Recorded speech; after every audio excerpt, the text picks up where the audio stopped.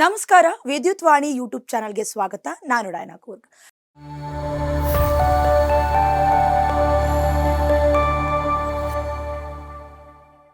ವಿದ್ಯುತ್ ಅವಘಡದಲ್ಲಿ ಗಾಯಗೊಂಡಿದ್ದ ತಾತ್ಕಾಲಿಕ ಗ್ಯಾಂಗ್ಮನ್ ಚಿಕಿತ್ಸೆ ಫಲಕಾರಿಯಾಗದೆ ಸಾವನ್ನಪ್ಪಿದ ಸುದ್ದಿ ಇಲ್ಲಿದೆ.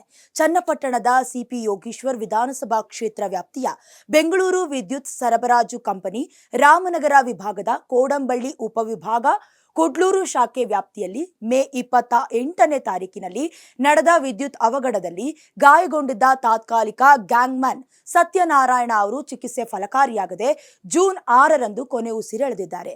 ಮಳೆಗಾಲದ ವೇಳೆ ಪವರ್ ಮನ್ ಮಾಡಬೇಕಾಗಿದ್ದ ಕೆಲಸವನ್ನ ನಿರ್ವಹಿಸಿದ ಸತ್ಯನಾರಾಯಣ್ಗೆ ವಿದ್ಯುತ್ ಪ್ರವಹಿಸಿ ಮಾರಣಾಂತಿಕ ಸುಟ್ಟ ಗಾಯಗಳಾಗಿದ್ವು.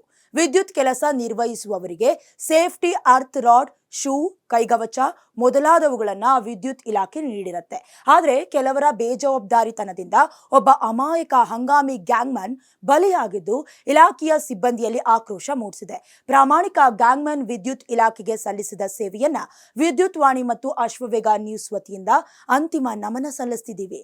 ಇನ್ನು ಮುಂದೆ ಇಂತಹ ಅವಘಡ ಸಂಭವಿಸದಂತೆ ರಾಮನಗರ ವಿಭಾಗದ ವ್ಯಾಪ್ತಿಯ ಹಿರಿಯ ಅಧಿಕಾರಿಗಳು ಮುನ್ನೆಚ್ಚರಿಕೆ ವಹಿಸಿ ಕರ್ತವ್ಯ ಪ್ರಜ್ಞೆ ಮೆರೀಬೇಕು ಅಂತ ಎಚ್ಚರಿಕೆ ನೀಡುತ್ತಿದ್ದೀವಿ. ಇದಾಗಿತ್ತು ಇಂದಿನ ಸುದ್ದಿ ವಿಶೇಷ. ಮತ್ತಷ್ಟು ಅಪ್ಡೇಟ್ಸ್ಗಳಿಗಾಗಿ ನೋಡ್ತಾ ಇರಿ ವಿದ್ಯುತ್ ವಾಣಿ ಯೂಟ್ಯೂಬ್ ಚಾನಲ್.